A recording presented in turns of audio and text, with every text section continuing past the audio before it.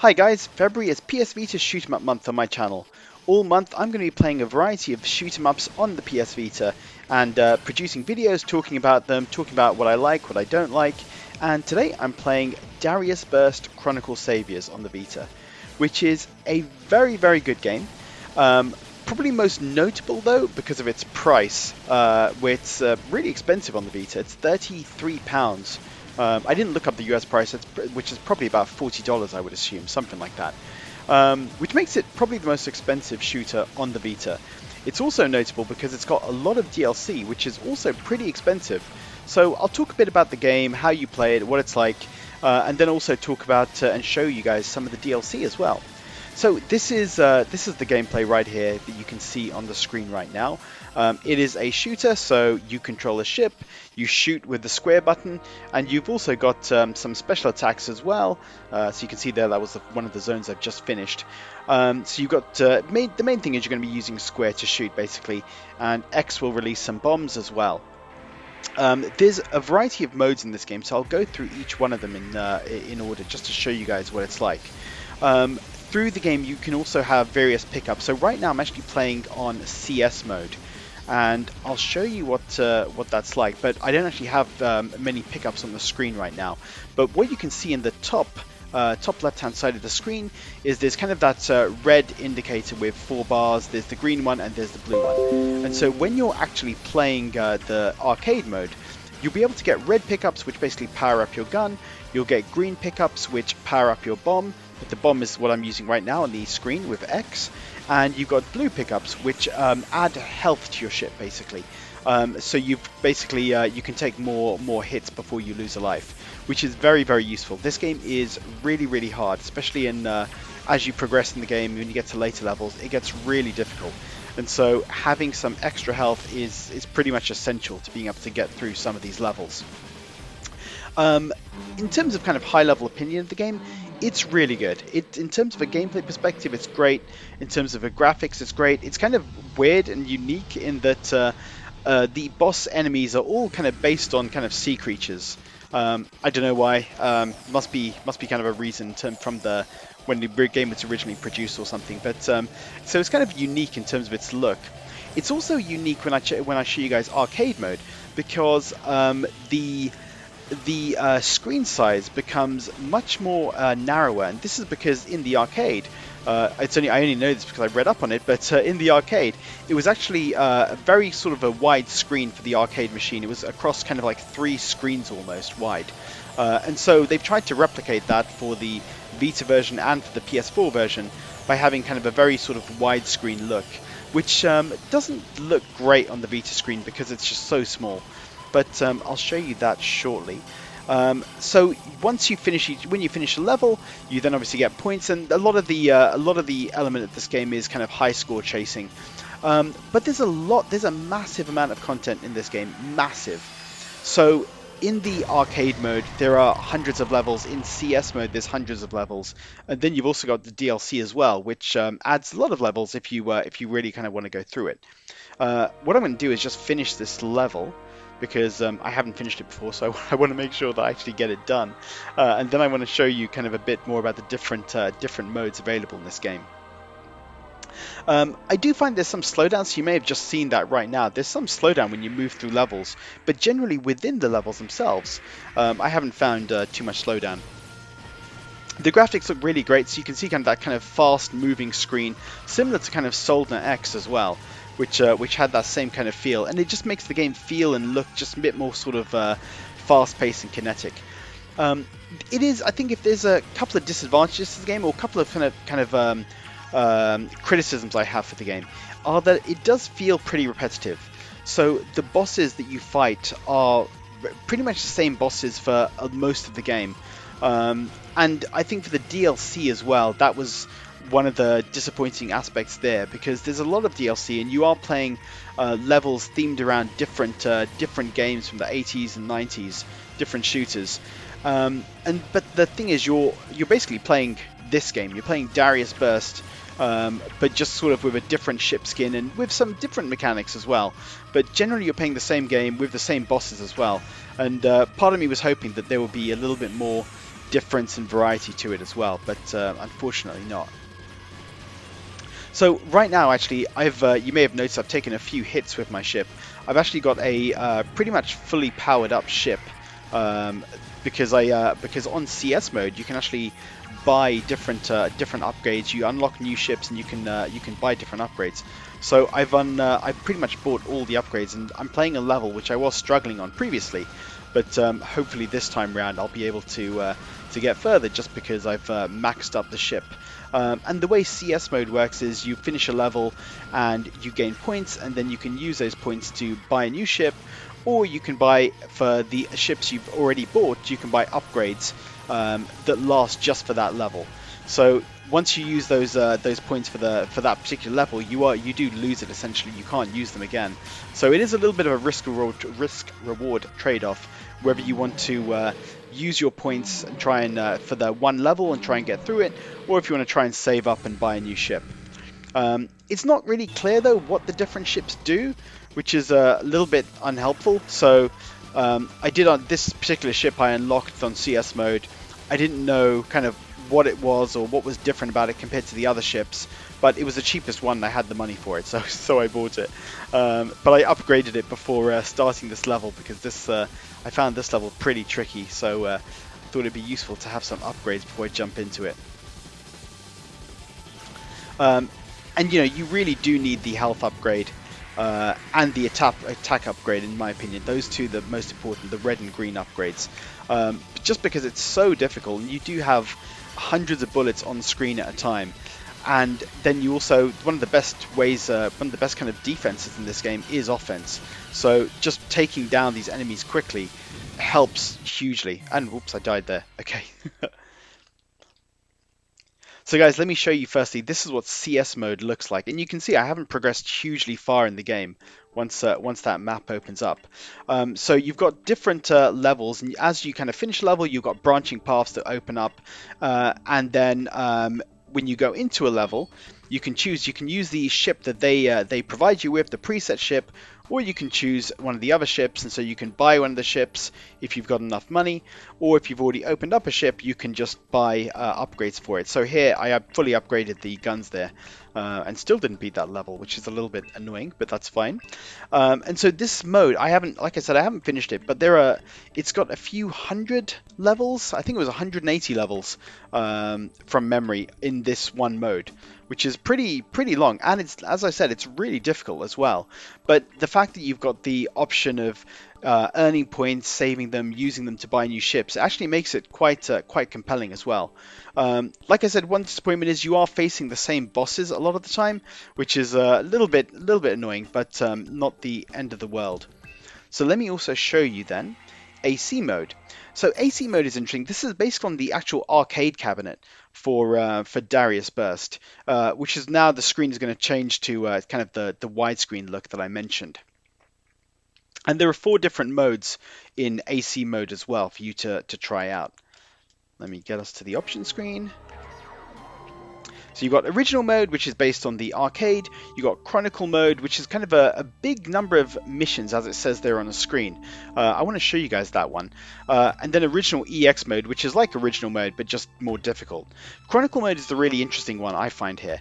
Let me put infinite ships on, just because, again, it's really difficult.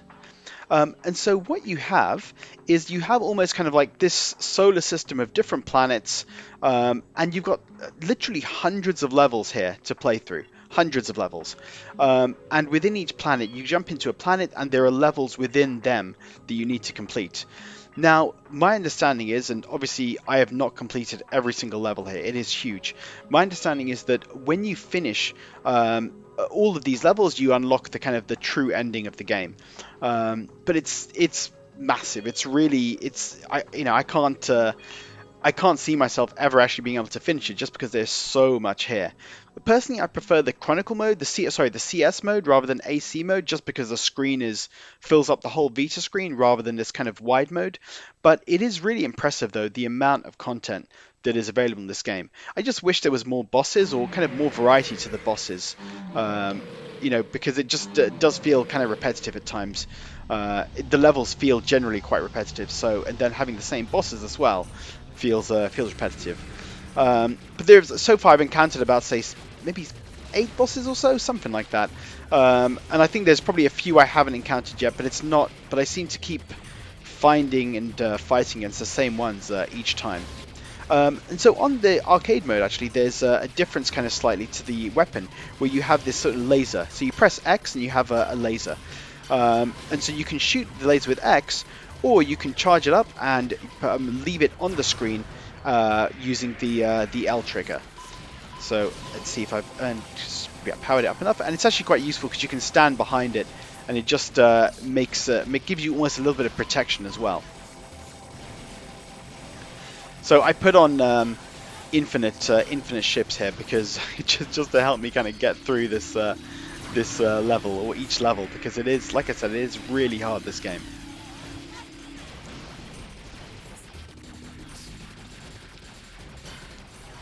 Oh, one mechanic I didn't actually mention, guys, is that you can actually flip your ship around, and so you can actually you get enemies coming at you from behind as well as the front. So from the left hand of the screen as well as the right side of the screen. So you can actually flip your ship around so you're shooting in the other direction, which is quite useful actually, and quite unique in terms of these kinds of shooters. So I quite like that aspect of it. So guys, this is original mode in the game, and so there's less levels here actually to complete compared to CS mode, or compared to Chronicle mode, sorry. But so it makes it kind of easier to actually get through this mode. And this is actually how the arcade, this is the original kind of arcade game, is my understanding of it. And you can see here where I'm picking up these kind of red and green power-ups. Those are the ones I mentioned that either power up your gun or power up your, or add health or something to your ship as well. So they are extremely useful. You really need to get these power-ups in order to stand a chance with some of the bosses that you're going to face in this game.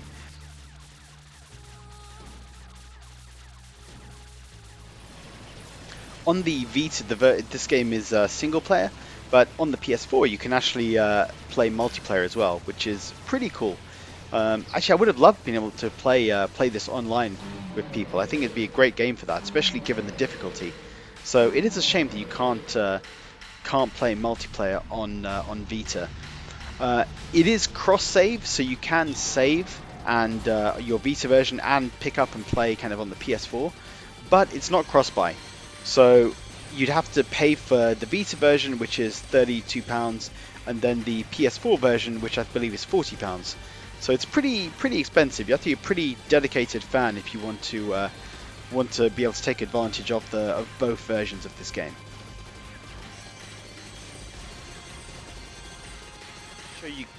So guys, I wanted to show you some of the DLC available. So I grabbed quite a lot of the DLC just to check it out before doing this video, and I was kind of curious. It's one of these things that would get lost almost forever when the Vita store shuts down, and so I was kind of keen to buy it anyway, even though it is pretty expensive. Now let me take a look at Space. Let me show you guys Space Harrier, I guess. So I played Space Harrier back in the 90s. This is a 3D shooter, kind of like Star Fox. And what you get with each DLC is you get a new ship. In this case, you get that little man that's kind of spinning on that platform, and there are 3 stages to complete. Now, within each of those stages, though, there are more levels. So for stage 1, you can see there's another 6 levels, and then for stage 2, there's 6 levels, and then for stage 3, there's 8 levels. So there's quite a lot here. You can only use these ships, so that Space Harrier ship, in these specific levels, which is a shame. It would have been nice to be able to use these ships in the main game, but that's kind of restricted to just kind of the main ships, or just the kind of default ships for the Dariusburst game. So let's jump into kind of one of these levels. Now, the ships and the game modes do have differences and do have kind of variations for the DLC. And they've tried to take some of the mechanics or elements of the original games and incorporate it. But it doesn't always incorporate very well. So on Space Harrier, you can change the gun direction, but it's really fiddly to control. Like, it seems to happen at random.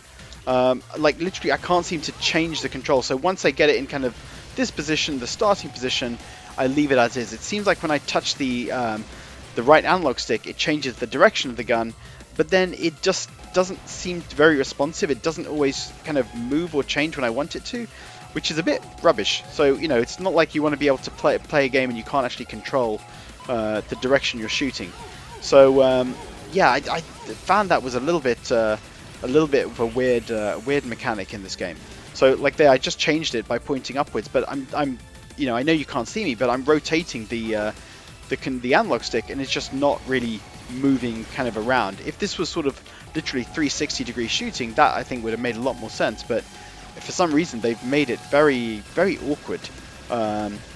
What you have on this mode is you've got that gauge at the bottom, and that basically fills up, that yellow gauge fills up to indicate when you can use your laser. So right now when I use my laser, I've dropped a laser there, which and I can drop multiple lasers, which basically stay on screen while I'm shooting, and then I need to kind of refill that gauge up again. But that's the Space Harrier one, and what I'll do is I'll also show you that the bosses here, where the bosses are basically the same as a normal game. I think I was just hoping for a little bit more, given the cost of the DLC. It does add a lot of content. You know, you do get a lot of extra levels, but you are basically playing through Dariusburst, just with a different skin and with slightly different mechanics. And that was the thing I was kind of hoping there would be more to it than just that, really.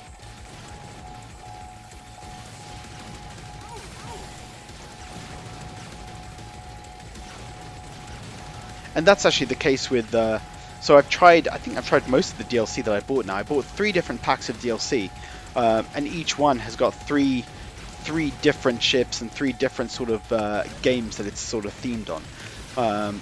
And so even of all the ones I've tried, the bosses, they've always been a boss that was already from Dariusburst, so there wasn't that sort of really unique aspect or really kind of unique challenge or difference in the DLC compared to the normal game. So, you know, if I had to advise you guys, the main game for Dariusburst has so much content as it is. I don't think you need to grab the DLC. Unless you're like a really, really big fan of some of these games and you want to, then, you know, great, that's fine. But I didn't feel it added that much value to already this kind of, you know, extensive package of game. So let me show you guys another one. Let's look at Fantasy Zone as well. This one had quite a unique mechanic, actually, where you need to kill enemies, you earn coins, and then you can buy the kind of special weapons, which I thought was a nice little kind of variation to the main game. So that was kind of cool in terms of being able to do something a little bit different.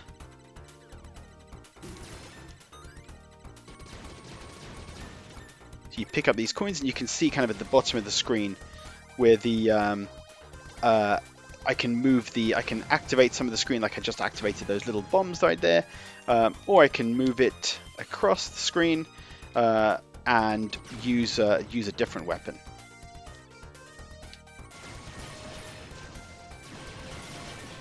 I thought this was kind of a cool, just again, variation to the kind of the core mechanics of the game.